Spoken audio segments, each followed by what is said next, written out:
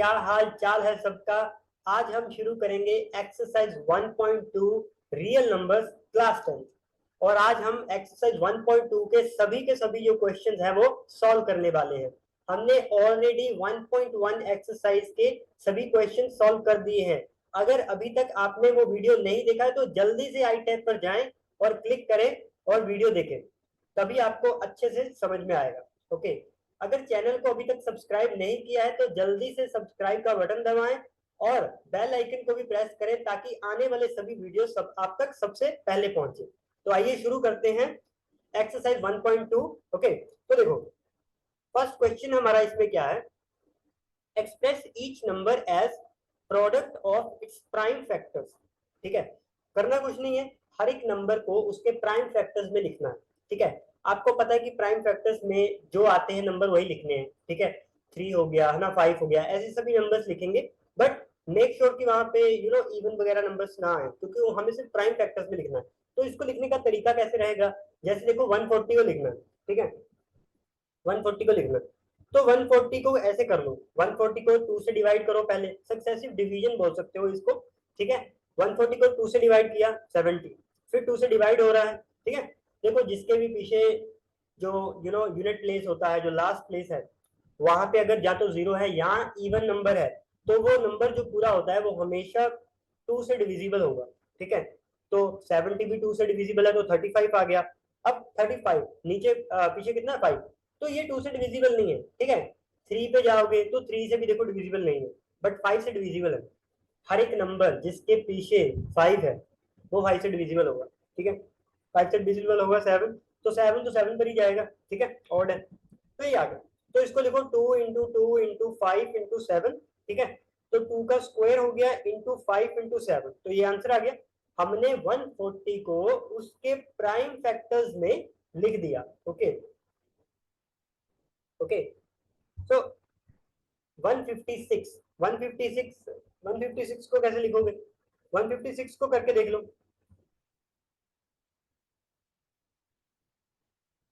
1 सेक या, अब देखो यहाँ पे देखो 156। अब आपको पता है कि लास्ट में जो यूनिट प्लेस है वहां पे 6 है, this is an even number है ना, तो 2 से डिवाइड हो जाएगा। सबसे स्मॉल नंबर से स्टार्ट कर दो। ठीक है, 2 से डिवाइड कर दिया 78 आ गया, पीछे कितना है 8, that is the even number, इसका मतलब 78 भी 2 से डिविजिबल है। 2 से डिवाइड किया 39, अब पीछे 9 आ गया, मतलब 2 पे डिवाइड नहीं होगा। ठीक है, आगे 3 पे चेक करो, 3 पे डिवाइड हो रहा है, 3 वन 3, 3 0 9। ठीक है, तो 13 आ गया, 13 तो भैया प्राइम नंबर है, ऑड नंबर है ना, 13 बनता 13 पे जाएगा। तो इसके कितने आ गए, तो ये आ गया 2 इंटू 2 इंटू 3 इंटू 13, राइट, तो ये आ गया 2 की स्क्वायर इंटू 3 इंटू 13, तो ये आंसर आ गया। अब देखो थोड़ा बड़ा नंबर देख लो। ठीक है, थोड़ा बड़ा नंबर क्या है, 3825, 3825 को करो। अब आपको पता है कि 3825 पीछे कितना है 5, तो 5 से तो ये डिविजिबल होगा ही। ठीक है, 2 से नहीं होगा पता है, 3 से एक बार चेक कर लो, 3 से देखो हो रहा है।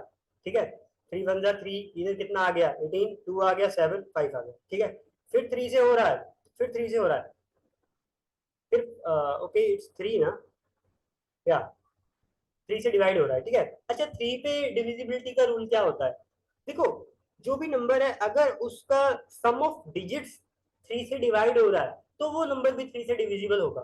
फॉर एग्जाम्पल देखो 5 प्लस 1 6 7 8, 8 में 7 ऐड किया 15, राइट, और 15 3 के टेबल में आता है। इसका मतलब जो है ये जो नंबर है ये भी 3 से डिविजिबल है। डिविजिबिलिटी रूल ऑफ 3 होता है, if the terms sum of the terms is divisible by 3 then the number itself is divided by 3, right। कितना आ गया, अब देखो इसके पीछे तो 5 आ गया। ठीक है, और ये 3 पे नहीं हो रहा तो 5 पे किया तो 85 आ गया, फिर 5 पे किया तो 17 आ गया। 17 क्या है, 17 तो हमारा ऑड नंबर है, तो 17 वन 17, तो इसका कितना आ गया, इसका कितना आ गया 3 into 3 into 5 into 5 into 17, right, तो 3 का स्क्वायर इंटू 5 का स्क्वायर इंटू 17 आंसर आ गया। ठीक है, बहुत इजी क्वेश्चन है, इसमें कुछ है ही नहीं। ठीक है, तो 5005 को करो, 5005 को कर दो, 5005 को किया सीधा देखो 5 से हो रहा है, मैंने बोला था ना अगर पीछे 5 है तो 5 से कर दो, कोई प्रॉब्लम नहीं है। 5 से किया तो 1001 आ गया। ठीक है, और ये 7 से हो रहा है। ठीक है, ये 7 से हो रहा है, 7 से किया तो 143 आ गया। ठीक है, फिर 11 से कर दो, 11 से किया तो 13 आ गया। अब 13 क्या है, 13 is a 13 is a odd number, right, तो ऑड नंबर पे जाएगा, 13 वन 13, राइट, तो इसका कितना आ गया, इसका कितना आ गया 5 इंटू 7 इंटू 11 इंटू 13 आंसर, ठीक है। फिर आ गया 7429 को करो, ठीक है, 7429 को कर लो, यहाँ रहा 7429 को, देखो तुम किससे भी करके देख लो, 1 2 3 4 5 6 आपने किया, ये इन सबसे हो नहीं रहा, ये सीधा का सीधा 17 से हो रहा है, ठीक है, ठीक है, 17 से होगा तो 137 आ गया, ठीक है, फिर 19 से डिवाइड कर दो, फिर आ गया 23, अब 23 क्या है, 23 इज ऑड नंबर, तो 23 वन 23, राइट, तो ये आ गया 17 इंटू 19 इंटू 23, ठीक है। तो पहला क्वेश्चन जो था बहुत इजी था, ठीक है, सीधा उनको डिवीजन रूल लगा के अच्छे से करना है, ठीक है। आगे देखो, अगला क्वेश्चन क्या है, हाँ, अगला क्वेश्चन क्या है, वो बोल रहा है find the LCM and HCF of the following pair of integers and verify that LCM into HCF is equal to product of two numbers, ठीक है। क्या करना है, दो नंबर्स दे रखे हैं, दोनों का एलसीएम पता करना है, एचसीएफ फाइंड करना है, फिर ये जो एक फॉर्मूला होता है एलसीएम इंटू एचसीएफ जो होता है equal to product of those two numbers होता है, ठीक है। तो उसको वेरीफाई करना है कि ये ऐसा हो रहा है कि नहीं हो रहा। देखो सबसे पहले देखो 26 और 91 को करो, 26 इज इक्वल टू 2 इंटू 13 लिख दो इसको, ठीक है, प्राइम फैक्टर्स इसके ये हो गए, 91 के कितने हो गए 7 इंटू 13 हो गए, राइट, 7 इंटू 13 हो गया। अब एचसीएफ, एचसीएफ कैसे निकालोगे, एचसीएफ का मतलब क्या होता है, हाईएस्ट कॉमन फैक्टर, सबसे बड़ा कॉमन नंबर, ठीक है, दोनों में सबसे बड़ा कॉमन नंबर कौन है, इन दोनों में से देख लो, 2 इंटू 13 7 इंटू 13, दोनों में सबसे बड़ा कॉमन नंबर कौन सा है, 13, 13, एलसीएम 13 हो गया। एलसीएम, एलसीएम कैसे निकालोगे, एलसीएम क्या होता है, least common multiplier, least common multiplier, ठीक है, सबसे मिनिमम नंबर जो आता है दोनों में, ठीक है। तो उसको कैसे करोगे, एलसीएम के लिए पता क्या करोगे, आप देखोगे जो कॉमन है उसको लिखोगे और जो कॉमन नहीं है बस इसको ना प्रोडक्ट करना है। देखो कैसे लिखोगे, टू यूनिक हो गया, टू ले लिया तो इनमें से टू नहीं लेंगे, एक में से टू ले लिया तो इसमें से टू नहीं लेंगे, ठीक है, टू ले लिया मल्टीप्लाई 7 ले लो, ठीक है, मल्टीप्लाई 13 इसमें से ले लिया तो इसमें से नहीं लेंगे, मतलब 2 into 7 into 13 it will be unique, ठीक है, यूनिक आने चाहिए, तो 182 आ गया मल्टीप्लाई करके। तो प्रोडक्ट ऑफ टू नंबर्स कितना आ गया, 26 इंटू 91 किया तो कितना आया 2366, राइट।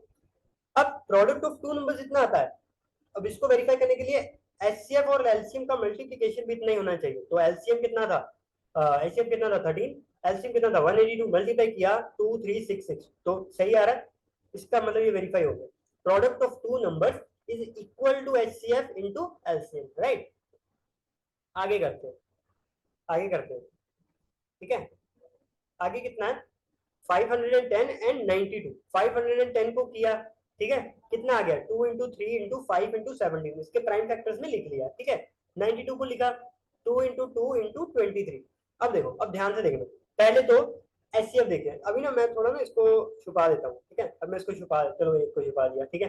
देखो एचसीएफ फाइंड करते हैं, एचसीएफ देखो दोनों का, least common highest common factor, ठीक है, सबसे बड़ा कॉमन फैक्टर कौन सा है, 2 है, ठीक है, 3 है, 3 नहीं है, 5 है, 5 नहीं है, 17 है, 17 नहीं है, 23 है, 23 नहीं है, ये वाला 2 है, ये वाला 2 नहीं है, कॉमन तो सिर्फ 2 ही हुआ ना, कॉमन तो सिर्फ 2 ही हुआ, सबसे बड़ा कॉमन नंबर जो है वो तो 2 ही है, तो एचसीएफ 2 आ गया। एलसीएम, एलसीएम में क्या करते थे, यूनिक लेना है ना, यूनिक लेना है, तो क्या करो, इसमें से 2 इंटू 2 4 ले लिया, है ना, ये 2 इंटू 2 ले लिया 4, ठीक है, फिर देखो 3 इसमें से ले लो क्योंकि 2 नहीं ले सकते, अब 3 ले लिया, इंटू 5 ले लो, इंटू 17 इंटू 23, सबको मल्टीप्लाई कर रहे हैं, सबको मल्टीप्लाई करना है और रिपीट वाले नहीं लेने, दैट्स इट, ठीक है, कितना आ गया ये 8, राइट। फिर प्रोडक्ट ऑफ टू नंबर देखो, दोनों को मल्टीप्लाई किया तो इतना आ गया, फिर एलसीएम और एचसीएफ को मल्टीप्लाई किया तो भी इतना ही आ रहा है, इसका मतलब ये बिल्कुल सही है, ठीक है। अब देखो थर्ड क्वेश्चन भी बिल्कुल ऐसे ही है, 336 को किया तो ये उसका आ गया, ठीक है, 2 to the power 4 into 3 into 7, 54 का किया 2 इंटू 3 टू द पावर 3, ठीक है। अब एचसीएफ देखो, एचसीएफ मैंने क्या बोला था, कॉमन देखना है क्या, सबसे बड़ा कॉमन नंबर, ठीक है, इसमें 2 है, इसमें 2 टू द पावर 16 है, तो ये नहीं है कॉमन, है ना, बट 2, हाँ हाँ ठीक है 2 कॉमन है, अभी तक 2 कॉमन है, ठीक है, अभी 3 कॉमन है, देखो अभी तुम्हें पता लग रहा है कि एक तो 2 कॉमन है, राइट, एक क्या कॉमन है 3, है ना, इसके पास 3 है, इसके पास 1 है, तो एक 3 कॉमन है, एक 2 है, तो 3 इंटू 2 इंटू 6 आ गया, इक्वल टू 6 आ गया, 6 आ गया एलसीएम। ठीक है, एलसीएम कैसे करोगे, 2 टू द पावर 4 ले लो, 2 टू द पावर 4 ले लिया, इंटू 3 ले लिया, 3 इसमें से नहीं लोगे, इंटू 7 ले लिया, ये वाला तो सेम थे ना। ठीक है, 4 तो इसका सबसे बड़ा ले लो और इसका 7 ले लो, इसको मल्टीप्लाई किया तो ये आ गया। ठीक है, फिर उसी तरह से प्रोडक्ट ऑफ टू नंबर्स किया, इतना आ गया। ठीक है, एलसीएम इंटू एचसीएफ करो, वो भी इतना ही आ रहा है, इसका मतलब product of two numbers is equal to HCF into LCM, वो सही आ रहा है। ठीक है, आगे क्वेश्चन करते हैं। थर्ड क्वेश्चन क्या है, find the LCM and HCF of two of the following integers by applying the prime factorization method। prime factorization use करना है। और देखो जो एलसीएम और एचसीएफ मैंने बोला, ये सिर्फ दो नंबर्स के लिए नहीं है, आप कितने भी नंबर्स हो उनका एलसीएम और एचसीएफ फाइंड आउट कर सकते हो। ठीक है, अब देखो 12, 15 और 21 इसका करना है ना। 12 को लिखो पहले प्राइम फैक्टर्स में, 2 to the power 2 into 3, right. 15 को लिखा 3 इंटू 5, 21 को लिखा 3 इंटू 7, राइट। ये तो काफी इजी वाला है, ये तो हमें ऐसे ही पता होता है। ठीक है, तो एचसीएफ कितना आ गया, तीनों से देखना है एचसीएफ। एचसीएफ होता है सब में जो सबसे बड़ा कॉमन नंबर है, राइट। चलो 3 कॉमन आ गया, 3 लिख दो, बाकी तो भाई साहब कोई कॉन्स्टेंट है नहीं, कोई कुछ भी कॉमन नहीं है, बाकी सिर्फ 3 कॉमन है, तो एचसीएफ कितना आ गया 3। तो एलसीएम कैसे लिखोगे, सबसे बड़े नंबर लिख लो, 2 स्क्वायर लिख लिया, इंटू 3 लिख लिया, इंटू 3 लिख लिया, 3 तो इनमें है, इंटू 5 इंटू 7 कर दो, 3 एक बार ले लिया ना। ठीक है, यूनिक वाले नंबर लेने हैं और उनको मल्टीप्लाई करके 420 आ गए। ठीक है, तो एलसीएम और एचसीएफ देख लिया। सेकंड देखो 17, 17 क्या है, देखो जो भी ओड नंबर है उसके प्राइम फैक्टर्स में सिर्फ और सिर्फ 1 और 17 आएंगे, 1 और दैट नंबर, राइट। तो 1 इंटू 17 हो गया। 23 भी हमारा क्या है, 23 भी तो ऑड नंबर ही है, तो 1 इंटू 23, 29 भी ऑड नंबर है, तो 1 इंटू 29, राइट। तो एचसीएफ कितना हो गया, अब देखो तीनों में कॉमन क्या है, 1 ही कॉमन है, 1। ठीक है, तो एलसीएम कैसे करोगे, तीनों को मल्टीप्लाई करोगे, सिंपल। ठीक है, सब जब तीनों ही यूनिक है तो कॉमन तो कुछ आ ही नहीं रहा ना, सीधा मल्टीप्लाई कर दो, दैट्स इट। अब 8, 9 और 25, 8 को कैसे लिखोगे, 2 टू दी पावर 3, 9 को कैसे लिखोगे, 3 स्क्वायर, 25 को लिखोगे 5 स्क्वायर। ठीक है, अब देखो तीनों में अगर देखें तो एचसीएफ 1 है। ठीक है, एचसीएफ 1 है और एलसीएम, तीनों को मल्टीप्लाई कर दो, सिंपल, यूनिक है ना, समझे। आगे चलते हैं, क्वेश्चन 4 क्या है हमारा, given that HCF of two number 306 and 657 equal to 9, LCM क्या दे रखा है, एलसीएम दोनों का पता करना है। एचसीएफ दे रखा है, दो नंबर्स का एलसीएम पता करना है। अभी मैं पता क्या करूंगा, यही वाली चीज यूज करूंगा, ये जो यहीं पे दिखा देता हूँ, ये वाला फॉर्मूला यूज करेंगे, LCM into HCF is equal to product of two numbers. ये एक फॉर्मूला होता है, इसको याद रखना, LCM into HCF is equal to product of two numbers. तो LCM into HCF is equal to product of two numbers. Two numbers कौन से हैं, 306 इंटू 657, राइट। तो एचसीएफ नीचे कर दो, एलसीएम निकालना है मुझे, एचसीएफ मुझे पता है एलसीएम कितना है 9, तो एलसीएम इसको डिवाइड करके देखोगे तो एलसीएम आ जाएगा। ठीक है, काफी इजी था, सिर्फ फॉर्मूला अप्लाई किया और कुछ नहीं किया, right. check whether 6 to the power n can end with the digit 0 for any natural number n। वो बोल रहे हैं कि 6 to the power n कोई नंबर है, वो बोल रहे हैं कि ये नंबर जो है ये डिजिट 0 से एंड हो रहा है या नहीं, मतलब ये नंबर इवन है या नहीं, है ना। हमने बोला था कि अगर किसी भी नंबर के अंत में 0 आ रहा है यूनिट प्लेस पे या फिर कोई इवन नंबर आ रहा है तो वो एक इवन नंबर होता है ना। इसको चेक करना है, देखो क्या करोगे, if any number ends with the digit 0 it should be divisible by 10, simply, है ना।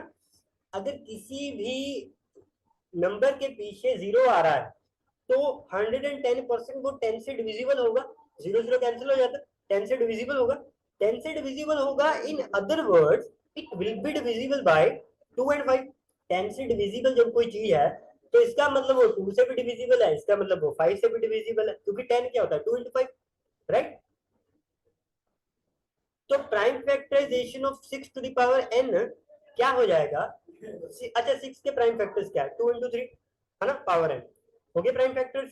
ठीक है, it can be observed that 5 is not in the prime factorization of 6 to the power n। अब इसके प्राइम फैक्टर्स में 5 तो नहीं है, राइट। 5 नहीं है, 2 है। And for any value of n 6 to the power n will not be divisible by 5। तो ये 5 से तो कभी डिवाइड नहीं होगा, राइट? ये 5 से कभी डिवाइड नहीं होगा, बट जो नंबर 0 से एंड होगा ना वो 2 और 5 दोनों से डिवाइड होगा। ये 2 से डिवाइड तो हो रहा है क्योंकि इसके प्राइम फैक्टर्स में 2 है, बट इसके प्राइम फैक्टर्स में 5 नहीं है, ठीक है? जब भी आप बोलते हो some a number is divisible by 5, it means a contains, it means we can write a as a prime factors of 5। Prime factors उसके जो है उसमें 5 एग्जिस्ट करता है, उसका मतलब यही है। जब भी आप बोलते हो ना कि 10 is divisible bye 2, it means 10 contains 2। 10 के जब प्राइम फैक्टर लिखोगे ना तो वो 2 into 5 होता है, तो उसमें 2 है और उसमें 5 भी है, right? Am I making sense? Okay, आगे चलते हैं। ठीक है, तो 6 to the power n क्या है? देखो इसमें 5 नहीं है, इसमें इसका मतलब क्या है कि will not be divisible by 5। इसका मतलब वो 0 से एंड होने वाला नंबर नहीं होगा भाई। 6 to the power n can not and with the digit 0, क्योंकि अगर 0 से एंड होता तो वो 2 और 5 दोनों से डिविजिबल होता for any natural number n। Okay, तो ये हो गया, बहुत इजी क्वेश्चन था। आगे चलते हैं।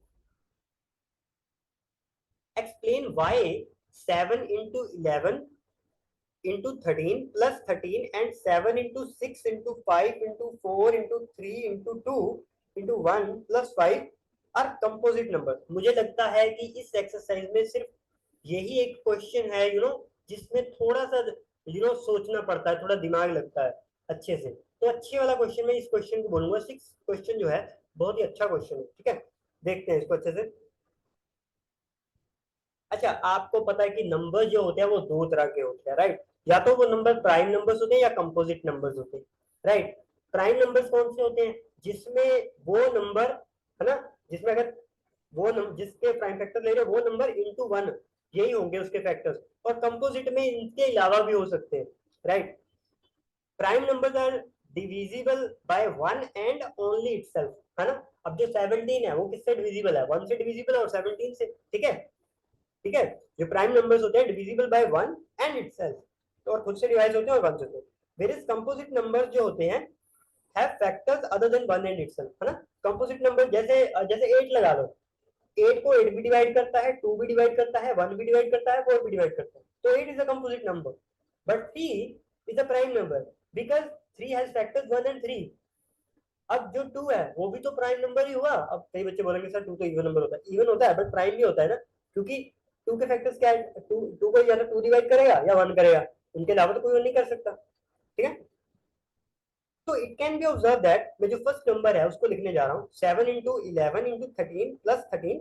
अब ना दोनों में 13 कॉमन है, दिख रहा है? 13 कॉमन ले लो, 13 कॉमन ले लिया, इंटू 7 into 11 रह गया, इसमें ये तो आ गया बाहर, प्लस 1 हो गया, है ना? यहाँ पे 13 बाहर ले लिया तो 1 रह गया, इज इक्वल टू 13 इंटू ये कितना आ गया? 77 प्लस 1 तो 78 आ गया, 78 आ गया। तो 13 इंटू 78 क्या होता है? 13 इंटू 6, राइट? 13 इंटू 6।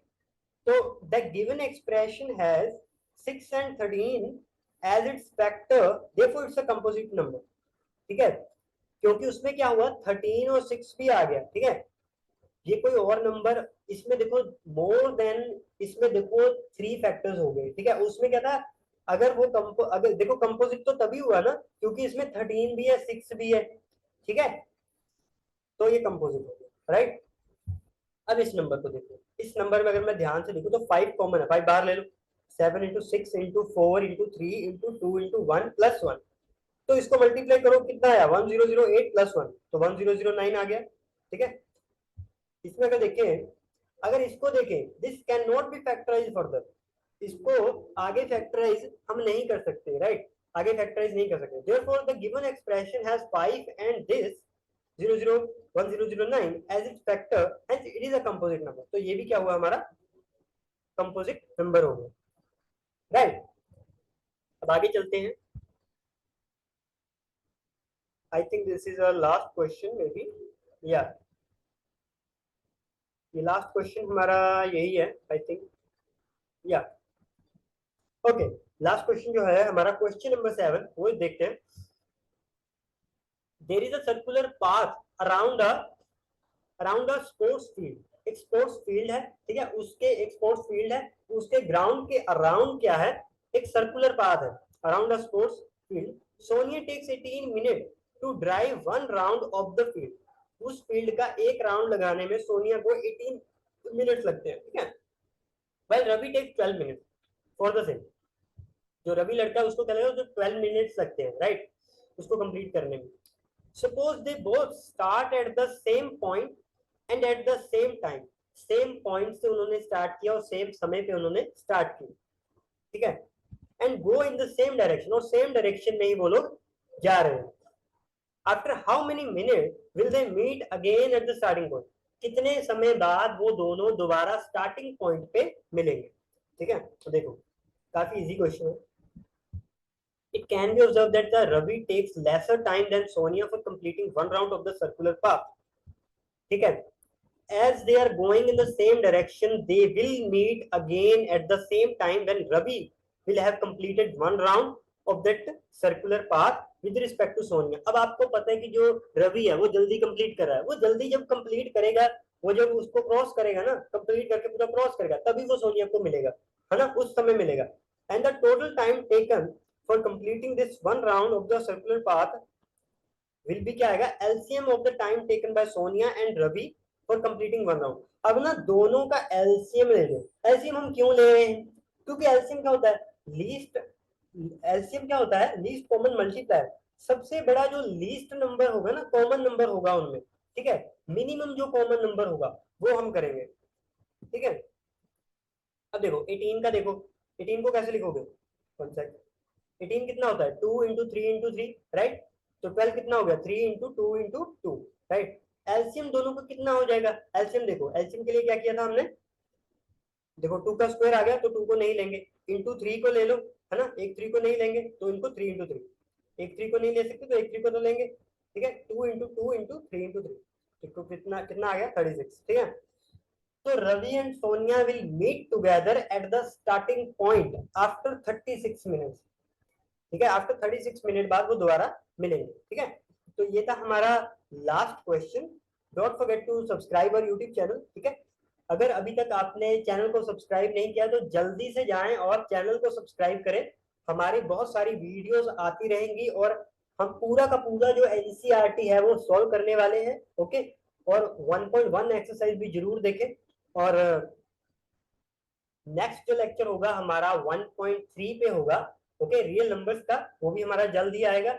और चैनल को सब्सक्राइब जरूर करें और अपने फ्रेंड सर्कल में जरूर शेयर करें और पढ़ते रहे और मचाते रहे। Thank you so much. I will stop share. Thank you so much.